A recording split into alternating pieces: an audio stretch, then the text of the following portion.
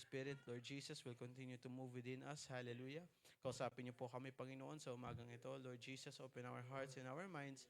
Hallelujah. And let your word manifest and continue to move, Panginoon, sa amin po mga buhay. Hallelujah. At patuloy po na maging blessing, Lord Jesus, ang bawat isa sa amin, Panginoon, through your words, O God. Muli, Panginoon, lahat ng papuri, lahat ng pagsamba ay tanging sa iyo lamang. In Jesus' name we pray. Amen. Amen. Thank you, Lord. Hallelujah. Praise God. Praise God. Magandang umaga po mga kapatid. At before po tayo umupo, hallelujah, kamayan po natin ang bawat isa, ngitian po natin at iparamdam natin ang pag-ibig, hallelujah, ng Panginoon. Yung gala na binibigay sa atin ng Panginoon. Hallelujah. Thank you, Jesus. Hallelujah. Praise God. It is truly wonderful to see the brethren, hallelujah, being in the presence of God.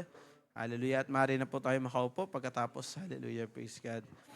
Thank you, Jesus. Hallelujah. Tunay nga po na nakakagala at nakakatuwa na makita ang bawat isa. Hallelujah. Na patuloy po na nasa presensya ng ating Panginoon. Hallelujah. Despite po ng ating kanya-kanyang mga pinagdadaanan, mga kapatid. Hallelujah. Despite ng mga bagay po na ating pong ginagawa sa araw-araw, tayo po ay nagpapasalamat sa Panginoon that we are here in His presence. Amen? Praise God. Thank you, Jesus. Hallelujah. Praise God. So, muli, magandang umaga po sa bawat isa sa atin. We will continue in our lesson. Hallelujah. When it comes to the history of the church, more particularly sa idea po ng Holy Spirit, the outpouring of the Holy Ghost. Amen. Praise God. So, ating pong natakel, praise God, nung first week or 2 Sundays ago, hallelujah, yung importance ng studying of the history. And yung last week, yung promise. Hallelujah. Ano ba yung importansya ng promise na ito? Praise God, no? Kung bakit yung kanilang paghihintay sa pangako ay mahalaga. Amen, no? Na ating pong pag-usapan or ating pong na-discuss yung importance ng paghihintay, yung pagsunod. Amen, praise God. At kung paano na-fulfill yung promise na yun. Yun nga, being, no, ang Espiritu no Santo ng Panginoon, no, hindi na nila asama physically si Jesus during that time, di ba mga kapatid? Pero si Jesus ay sumama sa kanila within themselves. Amen? At ito ay nakikita natin hanggang sa ngayon. Ganun din mga kapatid, we've also discussed or we've also talked about the idea or the importance of the upper room. Amen. Praise God. Na itong kwarto na ito, normal lang to na kwarto, amen, na nagdadao sila dito ng kanilang mga affairs, ng kanilang mga events. No? Imagine natin yung kanilang normal na kwarto lang. It is a room. Pero ang nagpa-special doon, amen, yung upper room, kasi dito binuhos for the first time ng Panginoon yung kanyang, yung kanyang promise. Ayan. So, ibig sabihin, parang kahit anong kwarto, mga kapatid, no? Kahit anong kwarto, nakikita natin yung importance. Hindi nung lugar, hindi nung kung saan, amen, hindi importante kung saan, di ba? Kasi nga, imagine, pwede naman pumili si Lord ng mas special na lugar kung saan niya ibubuhos ang kanyang Espiritu Santo. Pwede naman sa templo. Pwede naman sa magarbong palasyo.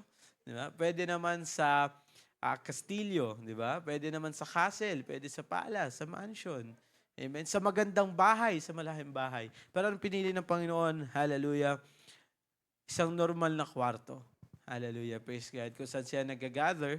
Amen. At yun ang pinili ng Panginoon. So, ibig sabihin, hindi importante mga kapatid, yung lugar, kung nasaan ka, kung ano ang pinagdadaanan mo sa oras na yun. Kapag may ibubuhos at may ibibigay ang Panginoon na pangako sa bawat isa sa atin, hallelujah, hindi importante ang kung nasaan tayo sa buhay natin. Ang mahalaga doon, ang tanong doon, ready ka ba tanggapin yung promise na yun? Kasi nung panahon na yun, mga kapatid, no, hallelujah, sa recap natin, amen, ready sila Amen. Together, they've come together praying, fasting. Hallelujah, di ba? They've been waiting for a sign, for a go signal sa ating Panginoon. Yun ang kanilang hinihintay Hallelujah. So, ganun din sa ating mga buhay, no? Kahit saan pwedeng mangyari at maibigay ng Panginoon ang kanyang promise sa atin. Ang tanong, hallelujah, is, are we ready to accept the promise of our Lord Jesus Christ? Ayan, mga kapatid. So, moving forward, mga kapatid, hallelujah, for a few minutes, give me just a few minutes, mga kapatid, I would like to talk about, hallelujah, and continue with our lesson. Dito po, mga kapatid, sa outpouring, hallelujah, outpouring o yung pagbuhos ng banal na Espiritu Santo ng ating Panginoon. It says here, God created within the human heart a need for fellowship with Himself. Ito rin, isa sa mga na-discuss natin from last week, hallelujah, na merong desire yung tao na magpuri. Amen. Na merong desire yung tao na maghanap ng bagay o ng something, ng deity, na doon niya ibibigay yung kanyang attention at doon niya ibibigay yung kanyang focus. Hallelujah. Hindi yan inalis ng Panginoon sa atin at hindi mawawala yan sa atin, mga kapatid. Amen. Praise God. So there's that desire. At na-fulfill yung desire na yon. Amen. Praise God. Lalong higit nung pagkamatay ng Panginoon at kanyang pagkabuhay at yung kanyang pagbigay ng blessing sa kanyang mga anak. So imagine how dreadful or how hopeless yung mga tagasunod ng Panginoon. Imagine yung teacher nyo. Amen. Imagine yung leader nyo. So sa atin, no, sa medyo mas modern na case, no, imagine yung president. Imagine yung pastor. Imagine yung mga leaders. Hallelujah. During that time, namatay. Ano nang gagawin natin? Yung ating sinusundan, namatay. Nawala. Pero nabuhay siya ulit. No? Pero there is that idea within them that they're kind of hopeless. They don't know what to do. There's no sense of direction yet. Hallelujah. So they are longing, no? Naghahanap sila nung ano ba yung next step namin. Amen, no? Kasi nung nandito pa si Jesus, madali yung buhay eh. Nung kasama namin si Jesus, madali yung buhay kasi alam namin kung anong gagawin eh. Hindi nila alam, sabihin natin, no, wala silang sense of direction. Hindi nila alam o yung purpose nila sa buhay, nakita nila si Jesus, madali lang. Kasi ano bang gagawin nila? Kung saan pumunta si Jesus, doon lang din sila pupunta. At in that sense, meron na silang purpose, meron na silang idea. Kaso, kailangan mamatay ni Jesus eh. Kaso, hindi na nila kasama physically si Jesus eh. Diba? Amen. So ano na? Ano na yung next step ko? Bilang someone na walang purpose sa buhay, tapos na-fulfill at nabigyan ng purpose ni Jesus, tapos ngayon nawala na siya, ano na next na gagawin ko? So they're kind of hopeless. Imagine yung mga followers ni Jesus, no, not only the apostles, not only the disciples, pero yung mga normal na members of the congregation or the crowd that follow Jesus, hallelujah, they're kind of hopeless.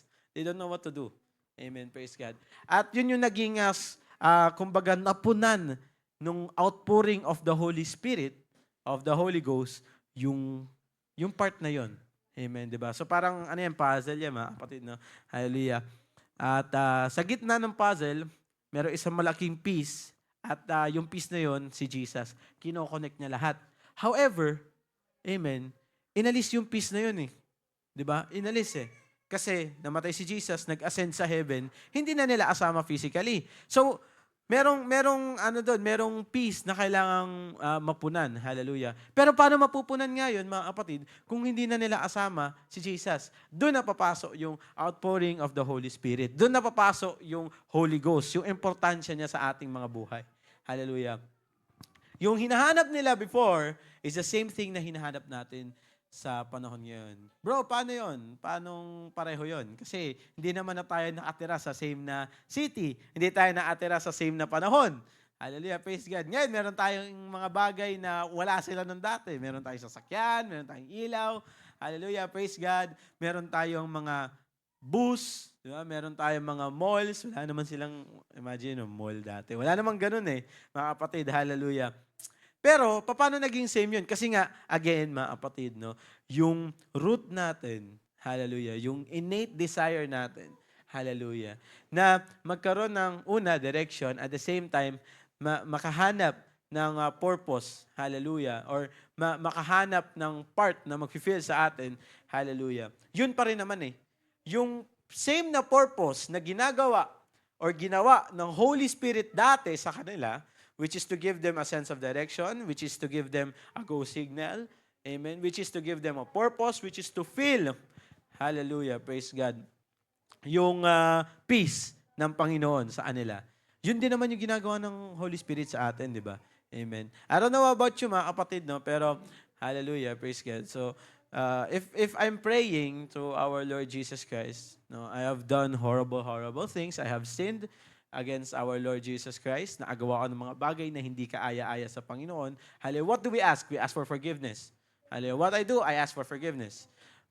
What I do, kasi parang, alam mo yung pag naagawa ka ng pagkakamali sa Panginoon, o nagkasala ka, it seems like parang hindi ka na aligned sa Panginoon. Di ba, mga kapatid? Ewan ko po kung ako lang na aramdam nun. Hallelujah. Pero kapag nagkaroon ka ng pagkukulang, nagkaroon ka ng kasalanan or mali sa harap ng Panginoon, para ang nasiseparate sa Kanya. Amen, di ba? Sa parang, siguro sabihin natin, last Sunday, talagang napuspos ka ng banal na Espiritu Santo ng Panginoon. Amen, hallelujah, I can hear your voice. Tulad na sinabi ni Nanay Nida kanina, no, yung talagang may nakikita ang vision of fire, meron kang naririnig mo, talagang naririnig mo sa iyong tenga ang banal na Espiritu Santo ng Panginoon, yung pakikipag-usap sa iyo ng Panginoon. Tapos, a few days after, di ba, after ng service, babalik tayo sa ating kanya-kanyang mga buhay, sa ating trabaho, magkaasala tayo, magkaaroon tayo ng pagkukulang sa Panginoon. Parang yung naramdaman natin nung linggo, hindi na natin maramdaman ngayon. Amen. Kasi parang ang layo na natin sa Panginoon eh. Amen. Praise God. Ganon din yung kanilang na-feel or ganon din yung ginawa ng Holy Spirit from before. Hindi sila, sabihin natin, hindi natin kasi alam kapatid, no? Talagang during that time, kung nagkasala ba sila, kung gaano ba sila napalayo sa Panginoon. Pero physically, malayo sila sa Panginoon. Amen. Bakit? Kasi hindi na nila kasama eh. Di ba, mga kapatid?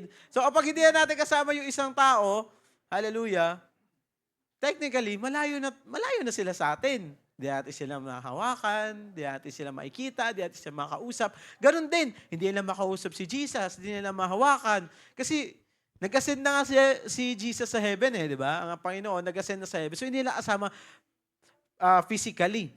Hallelujah. Doon, again, mga kapatid, papasok, hallelujah, yung peace or yung susi or yung void na na-feel ng Holy Spirit sa kanilang mga buhay. Dahil merong distance within them physically between them and Jesus, yung Holy Spirit na yung lumapit at pumasok sa kanilang buhay para magkaroon ulit sila ng purpose, para magkaroon ulit sila ng go signal, ng direction, mga kapatid. Para once again, malapit sila sa Panginoon. Ganon din sa atin, mga kapatid. Hallelujah. Kapag feeling natin na malalayo na tayo sa Panginoon or nalalayo na tayo sa Panginoon, hallelujah, praise God, nagkasala tayo, nagkaroon tayo ng matinding pagkukulang sa Panginoon, anong ginagawa natin? Hallelujah, we ask for the Holy Spirit.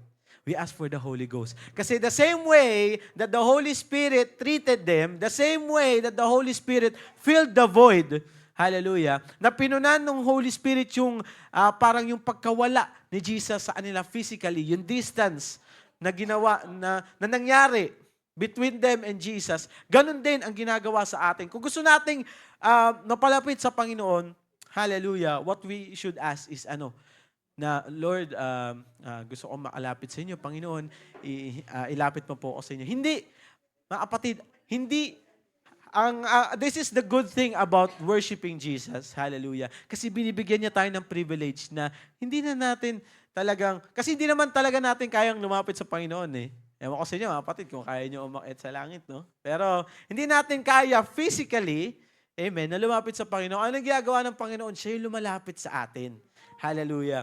So, binibigyan tayo dito ng formula, mga kapatid, o ng sagot. Hallelujah. Ng process. Paano ba kapag napalayo ako sa Panginoon? Titingnan natin. Amen. Kung ano yung ginawa nila dati.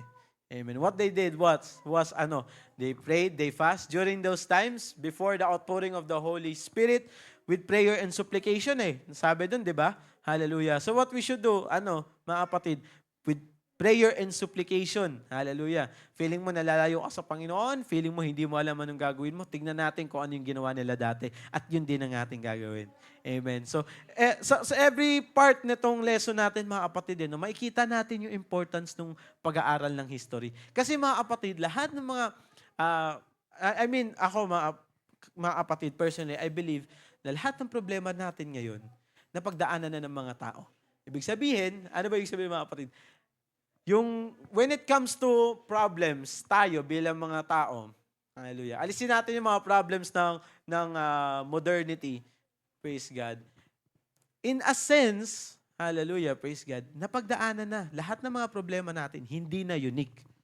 Praise God. Ibig sabihin nun, yung pinagdadaanan mo ngayon, hindi na bago. Meron ng tao dati na dumaan sa problema mo, at nasolusyonan na nila yan.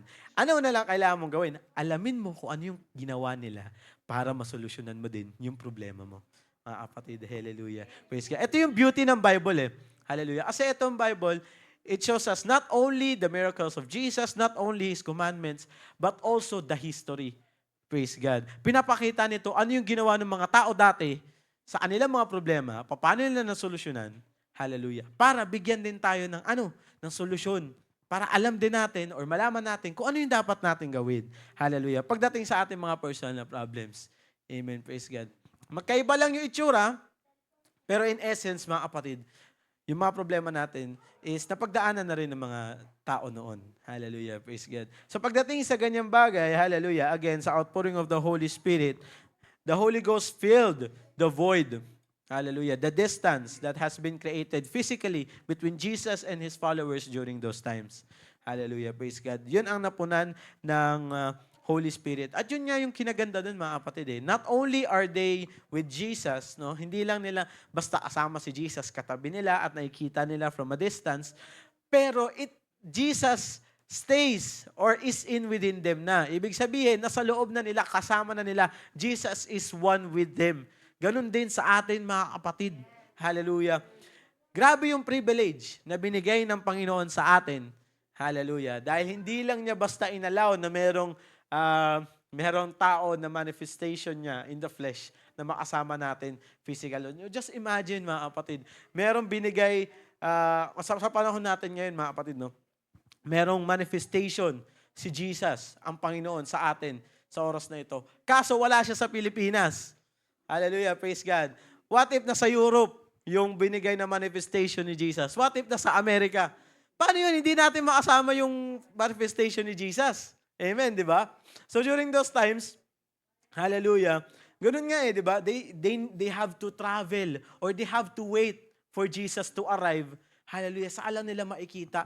Pero ngayon, mga kapatid, kahit nasaan tayo, hallelujah, praise God, we can ask for the presence of Jesus to be within us. Amen? Na makasama tayo, mga kapatid, hallelujah, sa ating mga ginagawa sa araw-araw, mga kapatid, praise God. Tongues are the sign of individuals receiving the Holy Ghost. Amen, praise God. We've known this already at alam na natin ito, mga kapatid, na kapag meron nagsispeaking in tongues, ano yun? Ito yung evidence that the Holy Spirit or the Holy Ghost, hallelujah, ay kumikilo sa kanila at nagiging isa sa kanilang espiritu. Hallelujah, praise God. Ito yung evidence natin. Dito natin malalaman, hallelujah, na si Jesus ay bumababa at sinasamahan sila, pumapasok sa kanila. Kaya mga kapatid, yung analogy no, na Lord, we are empty vessels, mga ganyan, mga kapatid. When we pray, Lord, we are vessels. Bakit? Kasi ang vessel, mga kapatid, no, yung sabihin natin, ano niyan? Parang jar. Ayan, jar. Ano po bang, may Tagalog po ba yung jar? Banga. Yan. Di ba? Ang banga, mga kapatid, pwede mo siyang lagyan ng kahit ano. Sabi natin, tubig. Ayan, pinakamadali example. Tubig. Hallelujah. Kapag nagkasala tayo, yung tubig sa loob, mga kapatid, di ba, yung analogy dyan, yung tubig sa loob, nadudumihan siya. Hallelujah. No? Yung tubig na clear sa loob ng banga, nadudumihan, lumalabo. Hallelujah. At hindi na siya clear, hindi na siya klaro. Anong kailangan mong gawin? Kailangan mo itapon yon at palitan. Ngayon, dahil wala na ulit yung tubig sa loob, kailangan ng palitan. Doon na papasok yung alin? Yung Holy Ghost, yung Holy Spirit. Para punan. Kaya di ba pag nagpe-pray tayo mga kapatid, no, Lord, we are empty vessels. We want the outpouring of your Holy Spirit. Lord, pumasok ka po sa amin. Kasi tinapon natin, no, kapag sa outline ng ating prayer, yung ating pagre-repent or pag-aas ng forgiveness sa ating Panginoon, tinatapon natin yung maruming tubig para ready na ulit tayo para mapunan ulit, para malagyan ulit, malinis, di ba? Lilinisin yung laman ng vessel, lilinisin yung laman ng jar, nung banga. Hallelujah, lilinisin at papalitan ng panibago, malinis. Hallelujah. Na Holy Spirit na papasok sa atin. Hallelujah. At tayo muli ay magiging malinis na vessel, na banga ng Panginoon. Amen?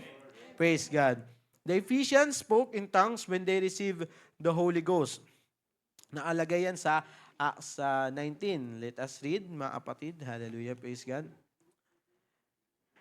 Praise the Lord. Thank you, Jesus. Acts 19, 1-6. And it says here, and it came to pass that while Apollos was at Corinth, Paul, having passed through the upper coast, came to Ephesus. Hallelujah, praise God. And finding certain disciples, he said to them, have you received the Holy Ghost since you believed? Natanggap nyo ba? Hallelujah. Ang Holy Ghost, simula nung kayo ay naniwala. And they said to him, we have not so much as heard whether there be any Holy Ghost. Hindi pa daw nila naririnig. Hallelujah. And he said to them, to what then were you baptized? And they said, to John's baptism. For then said Paul, John verily baptized with the baptism of repentance. Hallelujah. Yung forgiveness, hallelujah, yung pagre-repent, yun daw ang ginawa ni John. Saying to the people that they should believe on him which should come after him, that is on Christ Jesus. Hallelujah. So hindi pa tapos, meron pa daw. Hallelujah. Na yung kay John, hindi pa nagtatapos doon. Sabi ni Paul. Hallelujah. 5, when they heard this, they were baptized in the name of the Lord Jesus.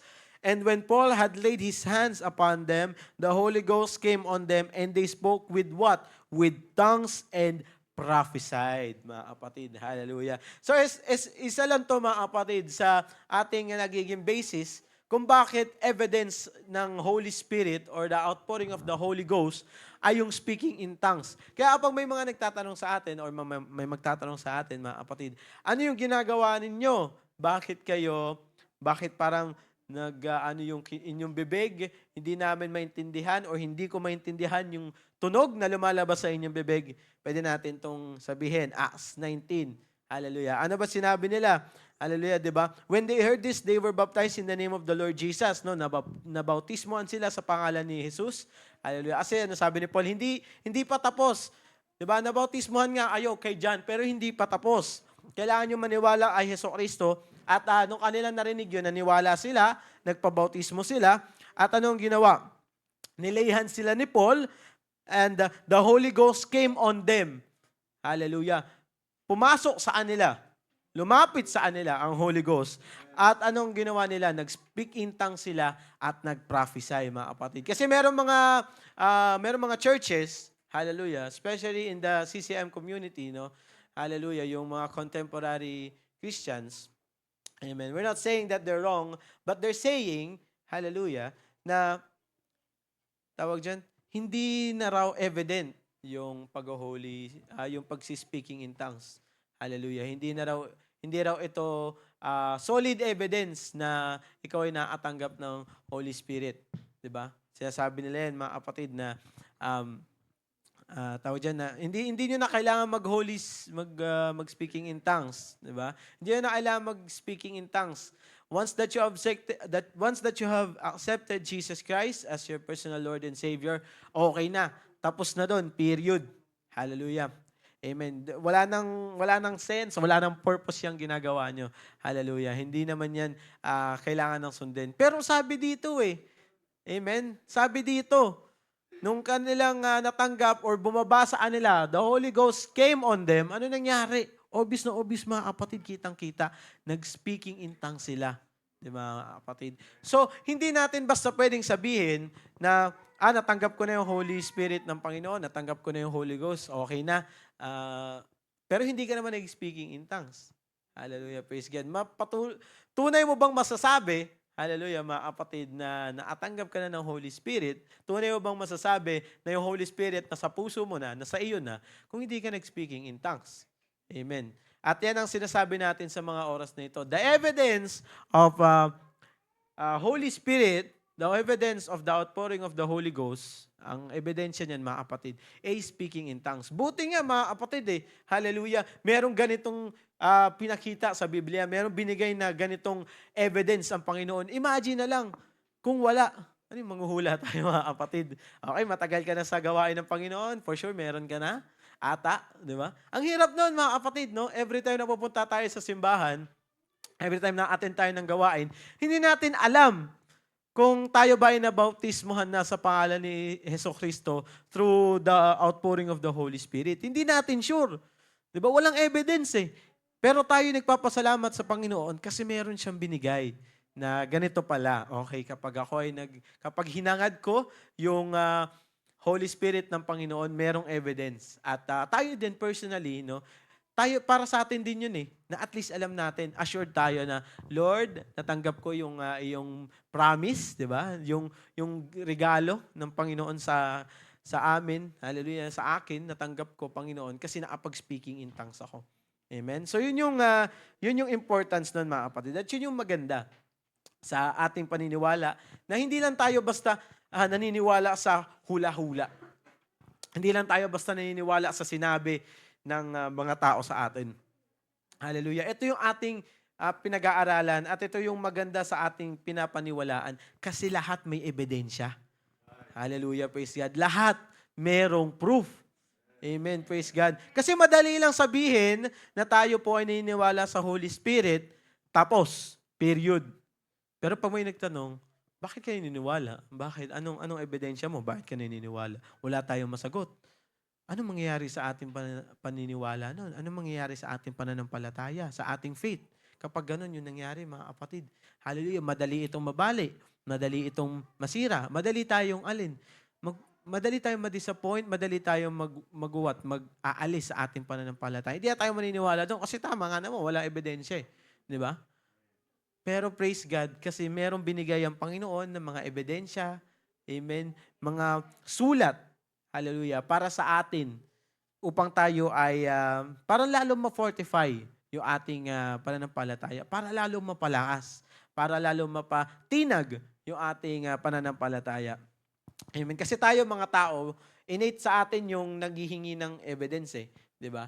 Sabihin natin, no, pag may nagkwento. Katulad nung naalala ko mga kapatid, high school, nagkikwento po ako, no, kasi nagpunta kami sa parang sa embassy sa US. Hallelujah, praise God. At kasi diba sa embassy, bawal po kasi doon yung papasok kayo tapos may cellphone kayong hawak. No, walang cellphone, walang kahit anong gadgets pagpapasok kayo sa embassy. So, pumasok kami doon, tapos pumila, no, mag-a-apply ng ganyan-ganyan, mga documents. Hallelujah, praise God. And I kid you not, mga kapatid, kilala niyo po ba si Catherine Bernardo at si Daniel Padilla? During those times na sila pa. Hallelujah, praise God. At ito po, totoo story to mga kapatid, no? At saka yun, ewan po, familiar kayo sa yung TNT Boys, yung tatlo na bata. Magagaling kumanta. Ayan, praise God. I kid you not, mga kapatid, katabi po namin sila sa pila. Amen, praise God. Na, nasa likod namin sila, no? Naalala ko, nag-excuse me pa nga si DJ sa amin kasi parang dadaan sila dito, no? Tapos nag-excuse me sila. Naka-shades lang sila, ganun. Pero kita nyo talaga, obvious nyo na sila yon. Pero mga kapatid, wala akong picture. Naniniwala ba kayo sa akin? Di ba? Yun yung mga kapatid, di ba? Kasi pwedeng kwento ko lang to sa inyo, tapos hindi naman totoo. Di ba? Ganun naman pag tapos manghihingi, o sige nga, nakita mo, patingin niya, o may picture. Di ba? Patingin niya kung totoo, anong patunay, di ba? Kasi madali lang sabihin, madali lang gumawa ng kwento di ba mga kapatid? No, sa kwento ko na yun, pwedeng yung iba sa inyo naniniwala, pwedeng yung iba, di ba? Praise God. Ganun din sa ating no? Tayo kasi mga tao, gusto natin yung may proof, gusto natin yung patunay, no? Hallelujah. May ebidensya, tama po. Hallelujah. At ayun din, alam ni Lord yun na ganun yung ating nature bilang tao na naghahanap tayo ng ebidensya, nagtatanong tayo. Hallelujah. So ano ginawa? Inunahan niya na tayo. Praise God. Na kapag may bibigay siya, yung katulad niyan, yung kanyang promise, inunahan niya na. Okay, pag matatanggap niyo ang Holy Spirit ko, ang Holy Ghost, hallelujah, ang promise ko sa inyo, kapag ito ay matatanggap niyo, anong malalaman? Paano natin malalaman? Meron na agad ebidensya na mag-speaking in tongues. Bakit? Kasi nga, alam ni Lord na hinahanap natin yung patunay. Alam ni Lord na skeptics tayo bilang mga taong hilig natin magtanong, hilig natin mag-doubt, hilig natin magduda. Kapag walang patunay, Lord, mahirap, hindi ako maniniwala. Ano ang ginawa ng Panginoon? Sige, unahan ko na kayo. Pag naatanggap kayo ng Holy Spirit, makikita nyo kapag kayo ay may evidence of speaking in tongues. Kapag kayo ay nagsalita na ng iba't ibang wika. 'Di ba? Ang galing na Lord kasi siya yung gumawa sa atin, alam niya, kabisado niya kung paano tayo mag-isip. Kaya inuunahan niya na tayo. Amen. Praise God. Sa pagdating sa ganung bagay. Amen? Praise God. Hallelujah. So, praise God. Moving forward, ito nakalagay dito. Ayan, the promise preached, it was not enough for the early Christians to repent, be baptized in Jesus' name for the remission of sins, and receive the Holy Ghost. They also were to declare this message of salvation to all the world, beginning at Jerusalem. Sabi daw, hindi enough na sila yung tumanggap. Okay? Hindi sapat na natanggap nila yung salita ng Panginoon, katulad dito no, sa Acts 19, nakita natin. Hindi sapat, hallelujah, na sila ay na-preach yan, no, na-deliver yung salita ng Panginoon sa kanila through Paul. Sabi, hindi daw enough yun, mga kapatid. Hallelujah, praise. Ganon din sa atin, bilang mga Kristiyano. Hindi enough na naririnig natin ang mga bagay na ito, no, yung sa ating lesson, amen, yung preaching, hallelujah, hindi daw enough. Kailangan daw natin ibigay at iparinig ang mga bagay na ito. Kanino? Sa mga taong hindi pa nakakakilala sa Panginoon. I remember, I watched this, anong tawag niya? Para interview siya, mga kapatid, no? Hallelujah, praise God. Na tinatanong, yung, kumbaga, para siyang hindi siya believer or atheist siya, mga kapatid. Pero sabi niya, galit siya sa mga Kristiyano na hindi nagsishare ng gospel. No? Sabi niya, atheist to mga kapatid hindi ko lang matandaan kung ano yung exact na like name or something. Pero celebrity ito famous na thinker. Hallelujah. Sabi niya, hindi siya niniwala sa Panginoon pero galit siya sa mga tao na hindi nagsishare ng salita ng Panginoon. Galit siya, okay, dun sa mga tao na pinagdadamot yung salita ng Panginoon. Bakit? Di ba? Hindi ka naman niniwala sa Panginoon Bakit? Kasi kung totoo yung pinapaniwalaan ninyo, bakit nyo ipagdadamot sa ibang tao? Di ba? Kung totoo yung sinasabi ng Biblia sa atin, kung totoo yung Diyos na sinasamba nyo, bakit nyo ipagdadamot sa iba? Bakit hindi nyo isi-share? Di ba? Praise God. Yun yung galit niya Di ba? Na, yes, hindi ako naniniwala sa Panginoon. Sinasabi, yes, hindi ako naniniwala sa Diyos nyo. Pero kung totoo yan, ibahagi nyo sa akin. I-share nyo sa akin. Ipatunayan nyo sa akin na totoo yan. Bakit? Kasi kung totoo yung ating mga sinasabi, kawawa sila. Amen? Kawawa yung mga tao na hindi nakakilala sa Panginoon. Hallelujah. Alam natin kung saan sila pupunta. Hindi natin sinasabi na doon sila, na definite tayo, na okay, pag si Lord talagang doon sila ibabagsak. Hindi tayo yun Hindi tayo yung judge, mga kapatid. Pero naalagay sa Bible, hallelujah, if hindi natin sinunod yung sinabi ng Panginoon, tayo ay nabautismuhan sa Kanyang pangalan, sa water at sa apoy ng Holy Spirit, ano mangyayari? Hallelujah. Alam natin kung saan tayo pupunta, mga kapatid. Amen. Kaya nga, tayo ay nagpapabautismo sa pangalan ng ating Panginoong Hesukristo. Tayo ay nagpapa-replenish ng ating Holy Spirit. Hallelujah. Praise God. Para ma-sure natin yung taas. Hallelujah. Kaya yun yung sinasabi nung taong yun di ba? Kung alam nyo pala, no, kung firm kayo, kung meron kayong patunay na totoo yung sinasamba nyo, kung meron kayong patunay, hallelujah, na inyong mga sinasabi ay totoo, bakit nyo ipagdadamot sa amin na hindi pa nakakilala?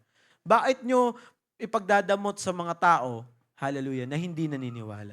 Amen. Kaya yun yung sinasabi dito, mga kapatid, no? The promise preach, hindi daw enough na narinig lang natin sa kanila din, no, early Christians, hindi enough na narinig nila, nabautismuhan sila, at natanggap nila yung Holy Spirit.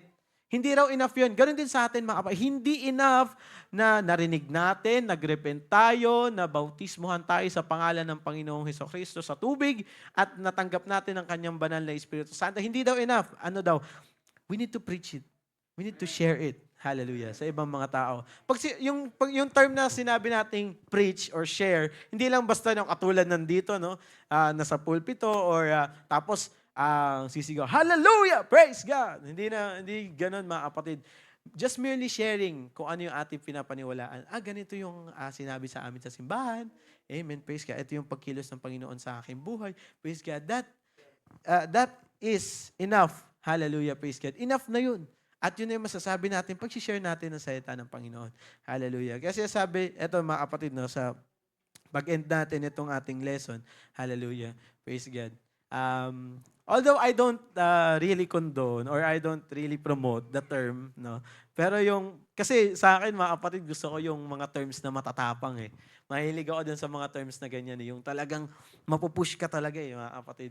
So, for me, kung gusto niyo mga kapatid, pwede hindi naman ganito din yung term niyo. Pero, wag tayong, sa akin, personally, ayoko maging madamot. Mga kapatid, amen. Ayoko maging madamot. Kasi alam ko sa sarili ko, na totoo yung Diyos na aking sinasamba. Na alam ko na itong mga sinasabi natin, amen, diba? Nagde-declare tayo, nag-a-agree tayo sa Panginoon, sa salita ng Panginoon. Alam ko, totoo itong mga to eh. Kasi nasaksihan ko sa aking buhay. Nakita ko sa buhay ko, nakita ko sa buhay ninyo, sa buhay ng bawat isa sa atin.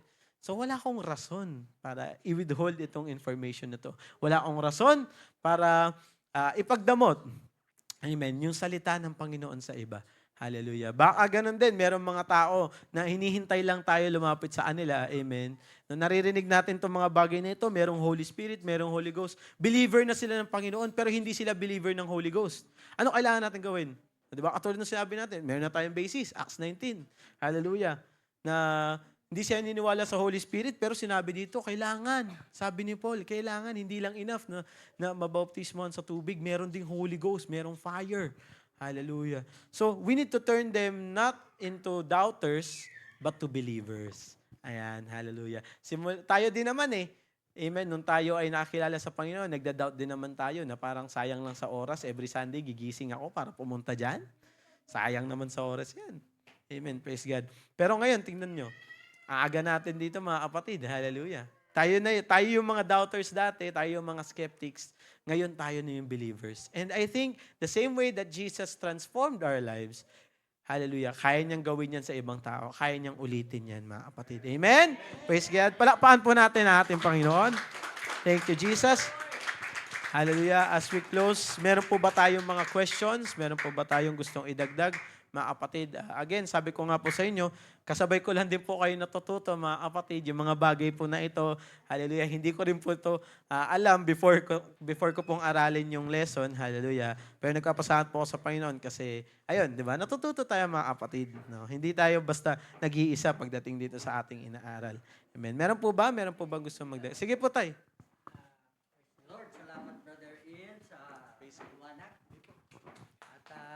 Nais ko lang magdagdag kaunti. About the Holy Ghost na ito ay pangako ng Panginoon. Bago siya umakyat sa langit, pinangako niya ito eh. You shall receive power and you shall be my witnesses.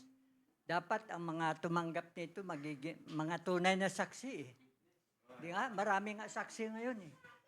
Pero pala, ang tunay na saksi, yung tumanggap ng banal na espiritu. At hindi lang ito pangako ito eh.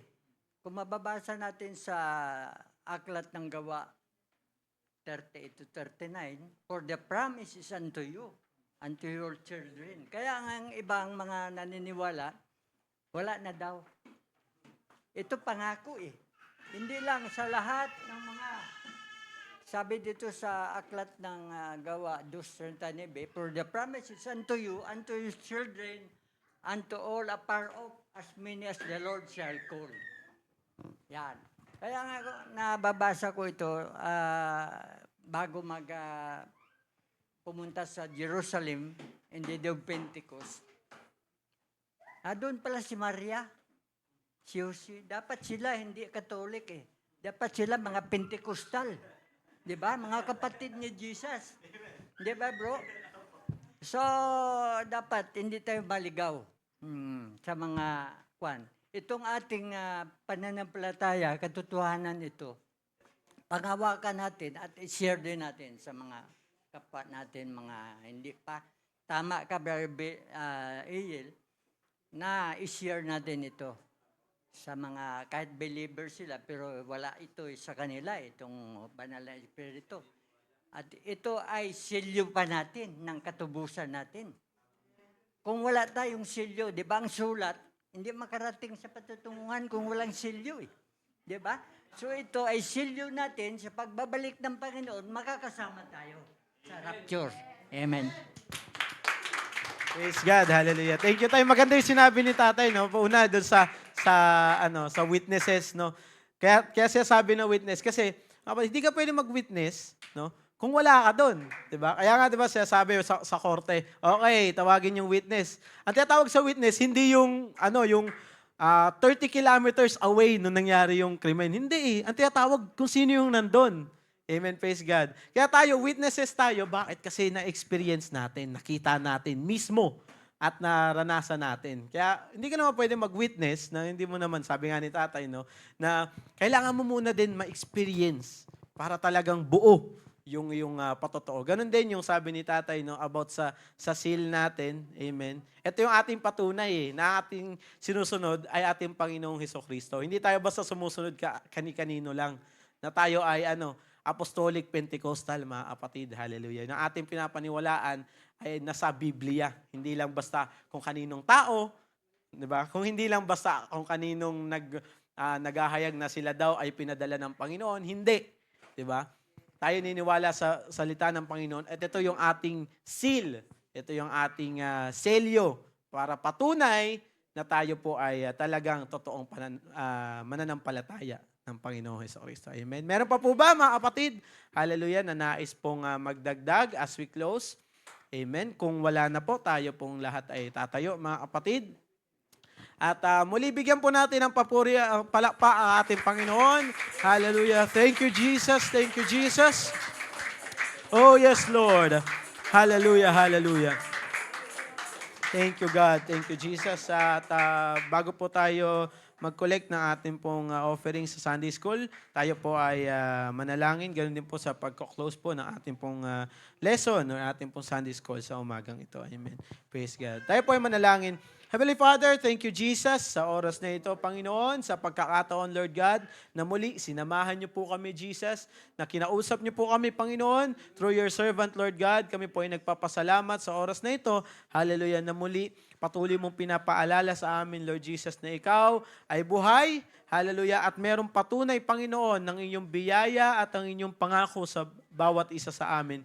Lord God, hallelujah, nawa ang inyong mga salita ay hindi po mapunta sa mga tenga, Lord Jesus, na walang burden, but rather, Panginoon, bigyan niyo kami ng burden, Lord Jesus, upang ihayag, upang mag-witness, Panginoon, sa ibang mga tao, Lord. Hindi sapat na ito po ay aming naririnig, but bagkos, Lord Jesus, gamitin niyo po ang bawat isa sa amin bilang ambassadors, bilang mga witnesses, Panginoon, para sa inyong mga salita. Lord God, hayaan mo, Panginoon, na inyong salita ay patuloy na kumilos sa aming mga buhay, patuloy na magbigay ng kaunawaan, hallelujah, at karunungan sa bawat sa amin, at na hanggang sa inyong pagbabalik, Panginoon, makita niyo po ang bawat sa amin, patuloy na kumikilos, nagpapagamit para sa inyo pong salita, hallelujah, sa araw-araw. Panginoon, ganoon din sa amin pong pagbibigay, ikaw po ang patuloy na manguna sa bawat sa amin, Lord Jesus. Bless the ministry of your Sunday School Department, at nawa, ang bawat isa, Panginoon, ay patuloy niyo pong gamitin para sa ikalalago po ng inyo pong gawain dito po sa aming lugar, dito po sa Tunasan. Muli, lahat ng papuri, lahat ng pagsamba ay amin lamang binabalik sa inyong dakila at makapangyarihang pangalan. In Jesus' name we pray. Amen and amen. Thank you, Jesus. Thank you, Jesus, mga kapatid. Hallelujah, hallelujah. Praise God. Ayaw po muli ay magkamayan, magbatian. Hallelujah. At let us prepare ourselves para po sa pagsimula po ng ating gawain sa umagang ito. Amen. To God be all the glory.